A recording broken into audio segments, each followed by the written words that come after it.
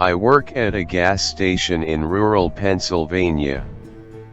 It's a boring job, but it's pretty easy and it pays alright. A few weeks ago, this new guy started. I'll call him Jeremy. Jeremy is weird.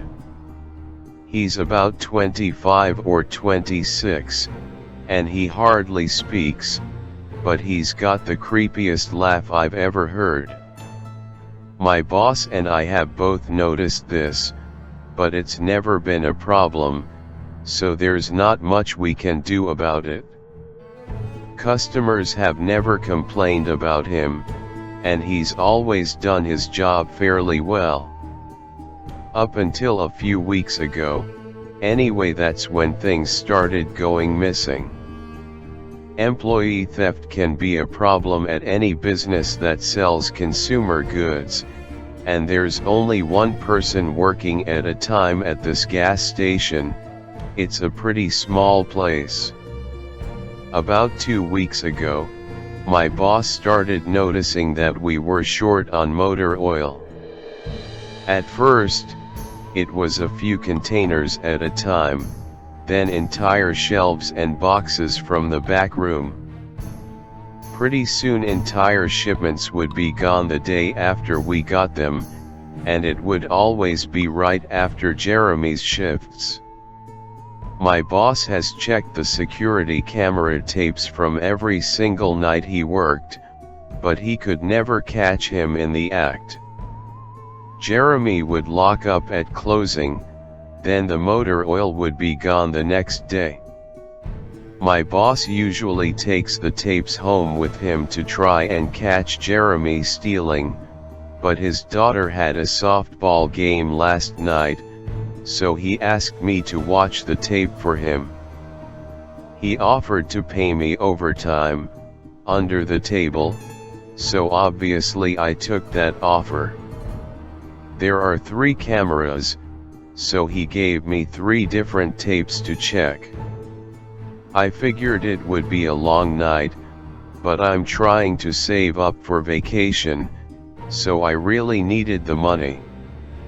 I took the tapes home, popped them in an old VCR and sat back. 2 days ago, the last time he worked, Jeremy started at 4 p.m. Everything seemed pretty normal at first.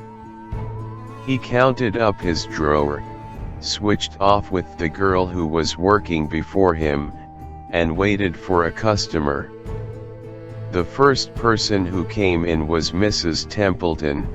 The timestamp on the video read 4:03, a regular.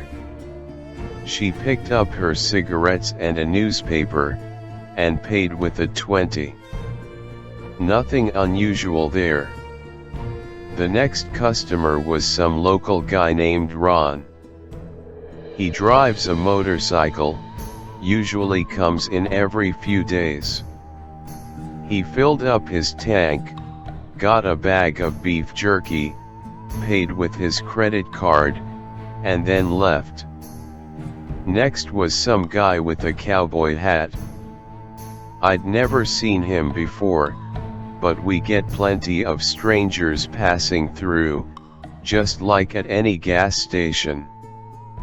He got $40 worth of diesel fuel, paid with a $100 bill, and went on his way. I sat back and sighed. The only thing more boring than doing this job is watching someone else do it. My boss's offer was enough to keep me watching though, so I left the tape on. Everything seemed pretty normal. I had a feeling that if Jeremy was stealing motor oil, he knew we were suspicious of him by now. I didn't expect him to be dumb enough to let us catch him on camera. Things stayed boring and routine until about 5 o'clock. At 5:03, Mrs. Templeton came back in. She must have forgotten something. But she didn't. She bought the same pack of cigarettes as before, and the same newspaper. She paid with another 20. That's odd, I thought, but then again, she's a little absent-minded. I thought Jeremy should have told her she already got her smokes, but it's not against the rules to sell somebody the same thing twice. That's when Ron came in again. He bought another tank of gas for his motorcycle again. I later checked the outdoor camera because I thought maybe he had another car he wanted to fill up, and the same pack of beef jerky. He paid with his credit card again. No big deal, I figured this was just a weird coincidence.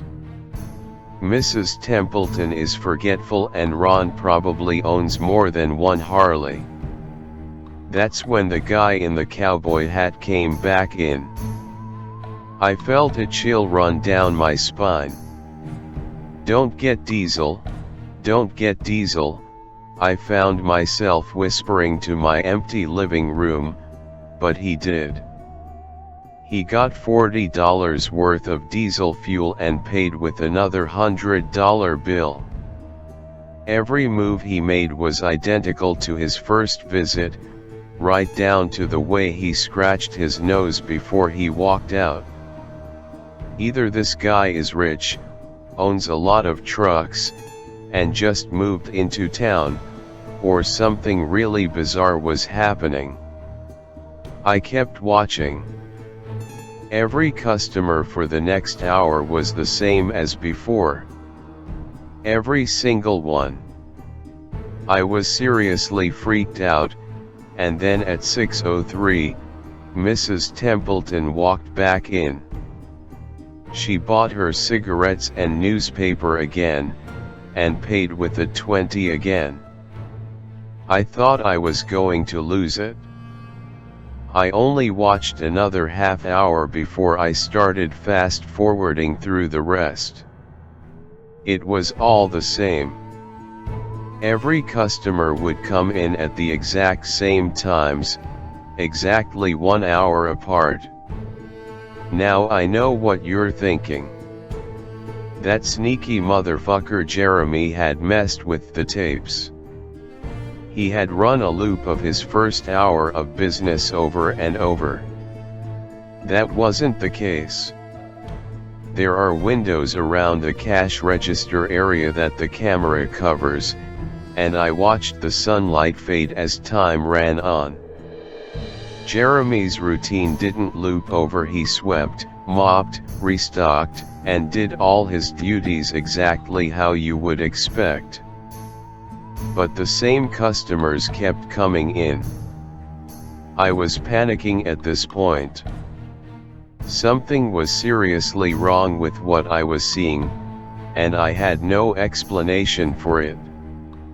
I skipped ahead to when he locked up and walked out to his car.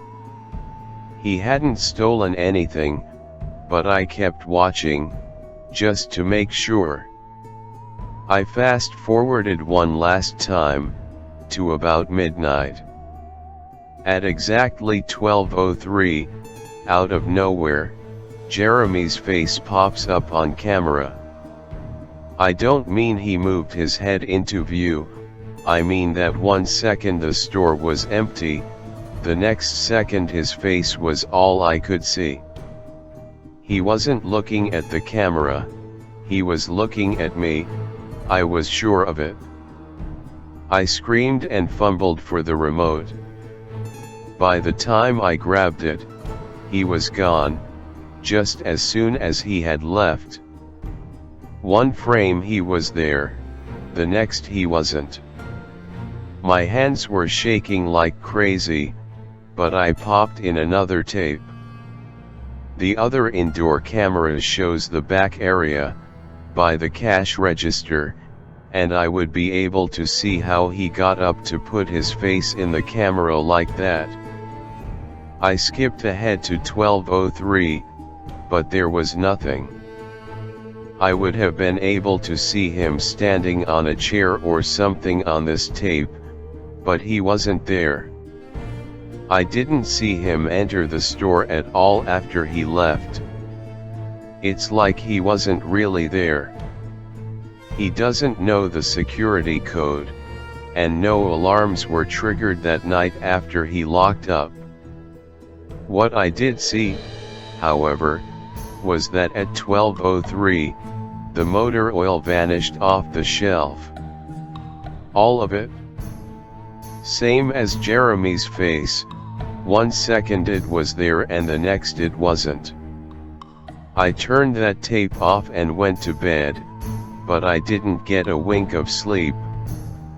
My body is exhausted right now, but my mind is racing.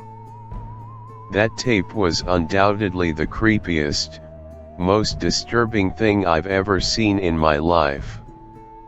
I work in a few hours. My boss asked me to bring the tapes back in and let him know what I found, but really, what the hell am I going to say? Jeremy works the night shift tonight, directly after me, and the plan is for my boss to come in just before I leave and confront him with me, as I'm supposed to be the one who caught him stealing. I have no idea what I'm going to do. I suppose I'll have to show my boss the tapes, but I don't want to watch them with him.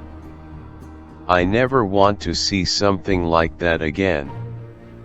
I can't get the image of Jeremy just smiling directly into the camera out of my mind. It was the creepiest look I've ever seen on another human being's face. Anyway, I'm gonna try again to get some last-minute sleep before I have to go in and deal with this. I'll let you guys know what happens. Update, 2:49 p.m. updating from my phone. Apologies in advance for errors. My boss just finished watching the last of the tapes. I told him what to expect, but you really can't prepare someone for something like that. He's scared shitless, I still am too, and Jeremy is due to come in at 4. We've got a little over an hour to get our shit together, but neither one of us knows what to say to him. Is he just a fucked up guy who likes to steal motor oil and scare the shit out of people? Or is he something else? I don't know if this is crazy, but does anyone think he could have anything to do with the time loop? My boss said he never noticed anything like that in the other tapes, but the way he popped up in this one made me think he knew I would be watching. It's like he wanted me to see what he could do. Like he was showing off or something. The way he smiled into the camera was like a little kid showing you a sandcastle they just built or something.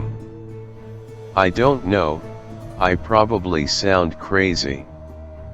I sure feel the part. I'm going to talk to my boss some more. We have to calm ourselves down and figure out how to handle this. I'll update again tonight, but I have a really bad feeling about how this is going to play out. Update, 4:33 p.m. No sign of Jeremy. Tried calling him, but his phone has been disconnected. We're calling the police. Update, 5:33 p.m. No sign of Jeremy. Tried calling him, but his phone has been disconnected. We're calling the police. Update, 6:33 p.m. No sign of Jeremy. Tried calling him, but his phone has been disconnected. We're calling the police. Update, 7:33 p.m. No sign of Jeremy. Tried calling him, but his phone has been disconnected. We're calling the police. Update, 8:33 p.m. No sign of Jeremy. Tried calling him, but his phone has been disconnected. We're calling the police. Update, 10:58 p.m. Holy shit. Holy shit, holy shit, holy shit. I just got home and saw my previous updates. Things make less sense now than ever. Here's what I can tell you. I went to work, Jeremy never showed up, my boss and I decided to call the police, as you're well aware. When I picked up the phone to call, though, the sun went out. I shit you not, that's what I thought happened. Apparently I blacked out for exactly 5 hours, because when I looked at the clock, it was 9:33. I think I got stuck in Jeremy's time loop, and then I snapped out of it at the exact point I blacked out, if that makes sense. But that's when things got really weird. My boss was right next to me when I blacked out, ready to corroborate my story to the cops. When I came to, the phone was in my hand, but it was dead. Not even a dial tone. My boss was still right there, but he wasn't moving. He was standing up, but frozen. I looked at the clock again, and it wasn't moving. The second hand was stuck on the 12.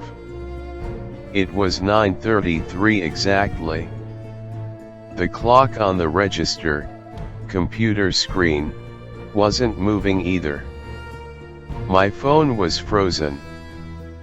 There was even a customer at the register, waiting for my boss to get him cigarettes. I'm betting that would have been his 5th pack of the day. I got the fuck out of there. Didn't lock up, didn't turn the lights out, and sorry guys, I didn't grab the security tapes to upload on the internet. Believe me, that was the last thing on my mind. The gas station is on a major highway, and cars were parked all along it, except they weren't parked, they were frozen. The people inside were sitting still as wax statues. I got in my car and prayed that it would start. Thankfully it did. About halfway home, time started up again. The static from the radio turned into music, like it's supposed to be, and from what I could tell by listening to the host talk in between songs, no one noticed the time freeze, or whatever it was. I was the only one. Well, I'm sure Jeremy noticed as well. I still have no clue where he is or what he's doing. I'm hiding in my room and calling the police again in the morning. I don't know if I ever got through to them before, or if I did, whether they took me seriously. I'm scared for my life at this point. I'll update tomorrow, if I can. Final update, 10:33 a.m. I finally fell asleep last night around 4. I have no idea how I did it. I guess exhaustion finally got the best of me. This morning, I woke up to my phone ringing. It was my boss. He'd been calling me since about 6. He woke up when time turned back on last night and immediately called the cops. They came by to see what was wrong and he told them everything. The police around here are all small-time guys. They were more concerned with the missing motor oil than anything, but my boss figured he would take it, as long as he had their attention. They decided to go looking for Jeremy. We keep all our employees' applications on file, and since Jeremy just started working here, his was easy to find. They checked the address on it and headed over to his house. You're not gonna believe what they found. The address Jeremy listed on his application was an empty lot. Or at least now it is. There used to be a house there, but it burned down in 1993. Being a small town, almost everyone remembers that fire. A family of 4 used to live there way back when. Rumor has it that they had an estranged son who they never really talked about, but I can't say for sure if that's true. What I can say is true is that after an insurance investigation, the fire was ruled an arson. The entire house was soaked in oil and torched with a Molotov cocktail. The entire family was sleeping when it happened. None of them survived. They never caught the guy who did it. Rumor has it that when they tried to contact the estranged son, no one could find him. Anyway, my boss called and told me this, and I freaked out. Then he asked me to come to the gas station. What are you, crazy? I said, but he assured me that the cops were there with him. Then he dropped a bomb. The FBI were also in town and they were going to talk to me one way or another, so I might as well come in. It was about 7:15, and I wanted to go back to bed, but I figured I wouldn't be able to sleep much more anyway, so I went down. 4 men in suits greeted me and told me to have a seat. We went over everything 2 or 3 times until they got all the details down. I told them about Jeremy, the security tape, last night at work. Everything. Finally, after I finished, one of the agents said, "Oh Christ, we've got another one on our hands." Then they made me sign a bunch of papers saying I wouldn't tell anyone about what happened, so I can't say much more. I might be breaking the law just by posting this. So now I'm home. I'm not sure what to do with myself. That agent's words when I told him the story are going to haunt me for the rest of my life. Anyway, I've got to go. I have some errands to run today, and then I have to go into work to pick up some tapes. My boss and I think this new guy Jeremy, he's a complete creep, is stealing motor oil, and I have to watch the security footage to see if I can catch him doing it. I have better things to do, but my boss is paying me overtime, under the table, and I'm trying to save up for vacation so I could really use the money. It should be pretty simple. The oil always goes missing right after his shifts. I figure I'll just watch the tapes, catch him in the act, and that will be that.